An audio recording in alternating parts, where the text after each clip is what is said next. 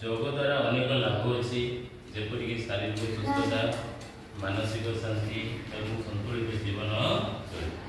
ଏହା ଶରୀରର ନମନୀୟତା ବଢ଼ାଇଥାଏ, ମନକୁ ଶାନ୍ତ କରିଥାଏ, ଓଜନ କମାଇବାରେ ସାହାଯ୍ୟ କରେ, ଶ୍ୱାସକ୍ରିୟା ସୁଧାରିବାରେ ମଧ୍ୟ ସାହାଯ୍ୟ, ବିଭିନ୍ନ ରୋଗରୁ ରକ୍ଷା କରିବାରେ ମଧ୍ୟ ସାହାଯ୍ୟ କରେ। ଆଚ୍ଛା କହିଲ, ଯୋଗ ଦ୍ୱାରା ଲାଭ କ'ଣ?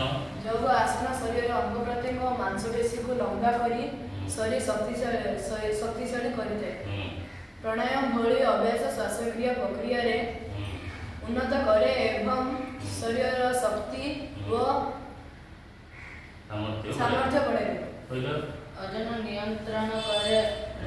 ଯୋଗ ଶରୀରର ରକ୍ତ ସଞ୍ଚାଳନ ସୁଧାରିଥାଏ ଏବଂ ହୃଦରୋଗରେ ରକ୍ଷା କରିବାରେ ସାହାଯ୍ୟ କରେ। ନିୟମିତ ଯୋଗ ଅଭ୍ୟାସ ଶରୀରର ରୋଗ ପ୍ରତିରୋଧକ ବଢ଼ାଇଥାଏ।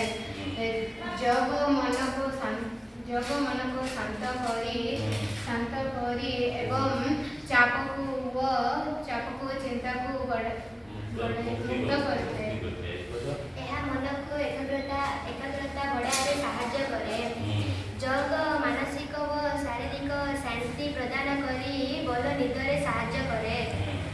ଯୋଗ ଗ୍ୟାସ୍ ଭଳି ପ୍ରାଚୀନ ସମାଜର ସମସ୍ୟାକୁ ଦୂର କରିବାରେ ସାହାଯ୍ୟ କରେ। ହେଲା, ଠିକ୍ ଅଛି। ଯୋଗ ଦ୍ୱାରା ଆମେ କ'ଣ ଲାଭ ପାଇଲେ ହେଲା ନା ନାହିଁ?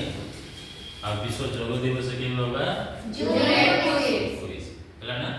ଏଥିରେ ଆମେ ରହୁଛି।